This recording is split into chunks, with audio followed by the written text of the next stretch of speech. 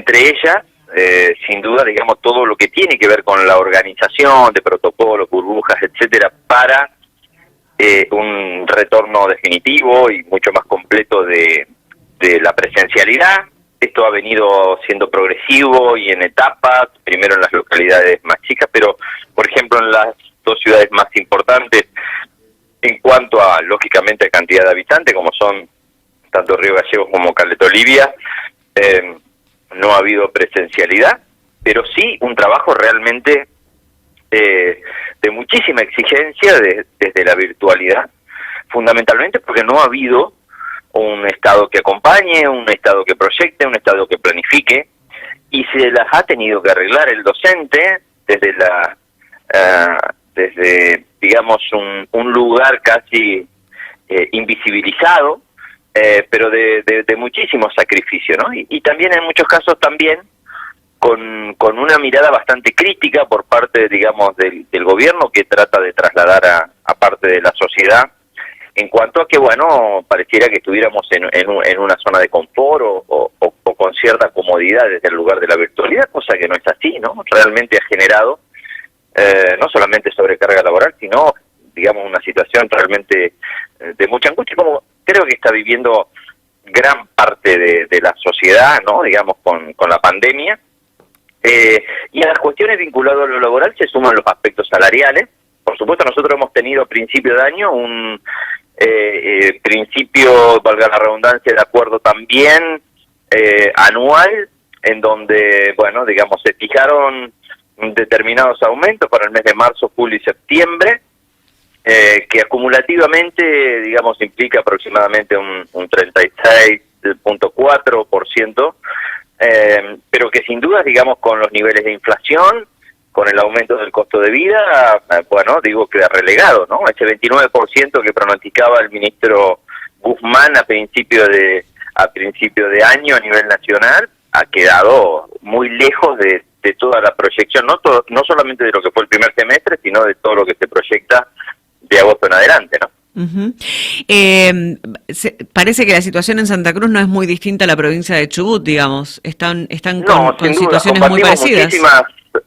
Compartimos muchísimas situaciones y en general no son las mejores, ¿no? Lamentablemente, digo, años y décadas de mucha desinversión, de un Estado que no solamente no está presente en aspectos pedagógicos, sino también en un aspecto que estos últimos días lamentablemente ha tenido hechos trágicos, como es la situación vinculada a la infraestructura escolar. Digo, eso es algo que nos genera mucha preocupación y desde hace muchísimo tiempo, pero no una preocupación solamente, digamos, que nos asume en una posición pasiva, sino, digamos, de denuncia permanente. No para afectar a alguien en particular, sino para que estas cosas cambien y no sean parte, lógicamente, de lo que está naturalizado.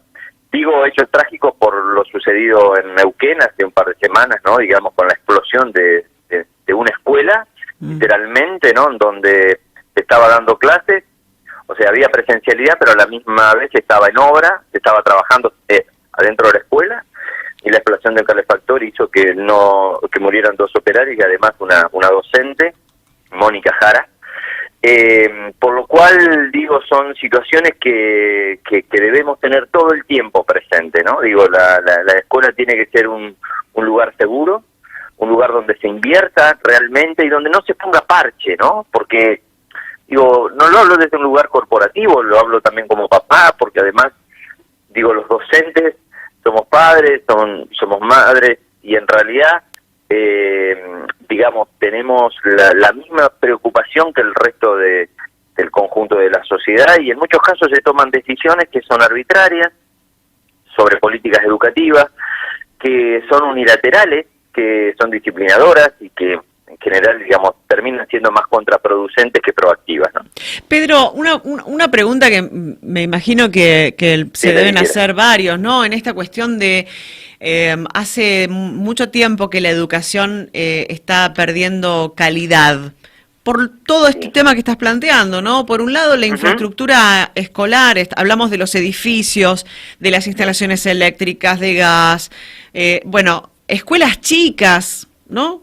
Escuelas superpobladas donde A lo mejor hay inclusive hasta 2 establecimientos distintos funcionando dentro de un mismo edificio, 2 o 3.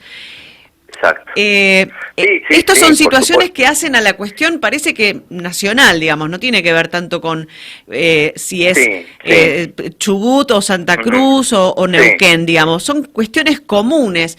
¿Qué es lo que está faltando para que finalmente se le dé la importancia necesaria? Porque se suma la cuestión de los presupuestos de educación, la cuestión de la currícula, ¿no? Esto del deterioro cognitivo también y de la información que se va brindando, la infraestructura que está en deterioro, las cuestiones salariales, la brecha digital que se suma ahora, porque digo, como no era suficiente, ahora también tenemos que sumarle esta cuestión de la brecha digital, donde la presencialidad, la pandemia y tal, nos han obligado a tener que tener servicio de internet de buena calidad y además tener el dispositivo acorde, donde esto tampoco sucede, porque hay familias que 5 individuos tienen que usar un mismo teléfono celular quizás para presenciar sus clases, para asistir a Zoom. ¿Qué es lo que está faltando? ¿Qué es lo que está pasando? Mira, vos hiciste una síntesis muy clara. En la pregunta diste varias respuestas, o por lo menos, digamos, elementos que tienen que ver con las respuestas, y yo los comparto, ¿no? Digo, creo que lo principal es la decisión política, y esa decisión política implica lo que vos mencionabas, entre otras cosas, una decisión de una verdadera inversión en educación. Y como vos decís, esto no tiene que ver exclusivamente, digamos, con un partido político u otro, sino con años de decadencia, de degradación, de negligencia, de desidia, donde la educación importa cuando hay elecciones o cuando empieza la campaña, ¿no? Entonces, estamos en problemas. Si nosotros sabemos claramente que lo que se destina a educación a nivel nacional es un 6%, digamos, del PBI, bueno, claramente, digamos, te marca la importancia que tiene, digamos, para el país lo educativo, y que de ese 6%, en muchos casos, no todo ese 6%, digamos, ni siquiera ese pequeño porcentaje llega a la escuela, ¿no? Digo, vos escuchás a autoridades de educación, sea la provincia que sea, hablar de educación y hablar de millones y millones y de presupuesto y de acá y de lo que se compró, y después te encontrás con escuelas en ruinas, ¿no? Digamos, te inauguran, te cortan la cintita y al otro día, digamos, tenés un problema con el gas, un problema con la luz, un problema con el agua.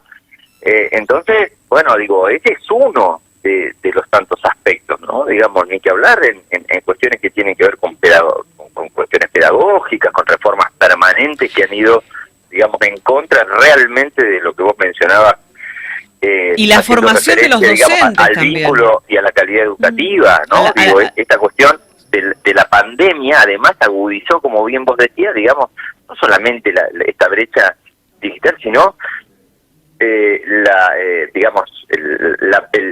desigualdad, ¿no? Digamos, eso es lo que es algo muy terrible, ¿no? Digamos, la desigualdad en cuanto al poder acceder, lógicamente, y al poder llevar adelante, digamos, un vínculo pedagógico. Eso es terrible, pero va de la mano también con el aumento exponencial que ha tenido la pobreza en el país. No son cuestiones que van por caminos diferentes. Entonces, digo, hay muchísimas aristas, muchísimos factores, pero creo que hay responsables. Esto no es tampoco casual.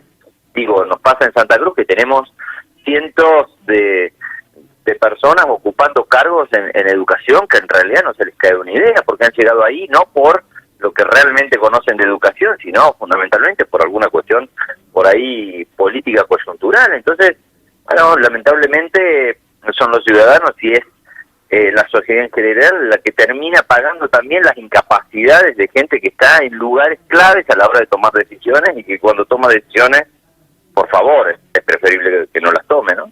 Ahora ustedes entran en receso, ¿ya están en receso? ¿Cómo es el calendario en Santa Cruz? Nosotros sí tenemos receso en las últimas 2 semanas ahora del mes de julio. Estamos en los últimos días, en el anteúltimo día, digamos, del periodo, de lo que es el primer semestre, y después ya ingresamos a partir, bueno, del próximo lunes en receso hasta el día 30 de julio.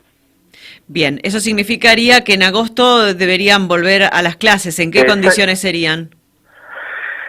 Bueno, las condiciones están por verse también, porque hay muchas cosas que bueno, digamos, ya han sido denunciadas. También creo que los gobiernos juegan con la necesidad también, porque hay casi una necesidad, digamos, individual de muchos docentes de querer volver a la presencialidad. En Santa Cruz se dijo desde muchos medios también hegemónicos esta idea de que hace como 1 año y medio que no hay clases, y esto es una gran farsa. Hay clases fundamentalmente de la virtualidad, desde la presencialidad ha sido progresiva, pero como te decía, a partir de agosto seguramente las 2 grandes ciudades comenzarán con esta situación que, como también vos mencionabas, ¿no? Digamos, nos genera muchas incógnitas, ¿no? Con respecto a protocolos, burbujas. Cuando vos tenés aulas superpobladas, cuando tenés edificios utilizados de manera intensiva, porque en un solo edificio se encuentran 3 o 4 escuelas, bueno, digo, te marcan condiciones y situaciones laborables que no son dignas de una profesión tan valiosa, ¿no? Entonces, bueno, nada, esperemos que las condiciones puedan cambiar, pero para eso necesitamos también nosotros ser protagonistas, porque lamentablemente y en muchas provincias los sindicatos, digamos, han sido, digamos, muy integrados a los gobiernos de turno y han tenido políticas en general, digamos, más cercanas a los intereses de la patronal, en este caso que son los gobiernos, que a sus propios trabajadores, ¿no? Entonces están más preocupados por lo que le pasa al gobernador o a la gobernadora que por lo que le pasa, digamos, al trabajador docente.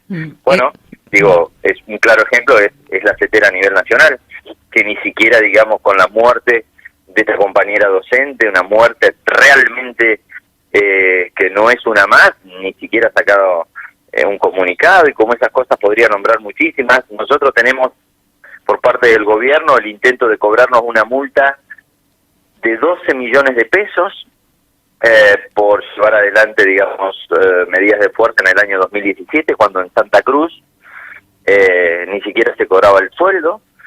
Entonces, bueno, siempre es como que hay actitudes de confrontación en general de los gobiernos de turno con aquellos sindicatos que no se callan la voz, que son, lógicamente, que tienen una posición activa en cuanto a la denuncia de las cosas que consideran que están mal, ¿no? Hay que tomar conciencia, porque si no, como decía anteriormente, se convierten en parte del paisaje, y como siempre fue así, a veces pareciera que es lo normal. No, lo normal no es la desidia, lo normal debería ser condiciones dignas de trabajo, ¿no? Y una escuela segura. Pedro Cormac, muchas gracias por estos minutos. Vamos a estar en contacto para ver qué sucede cuando retomen las actividades en el mes de agosto. Gracias. Cómo no, un abrazo grande. Hasta luego. Pedro Cormac, secretario general de ADOSAC, que es el sindicato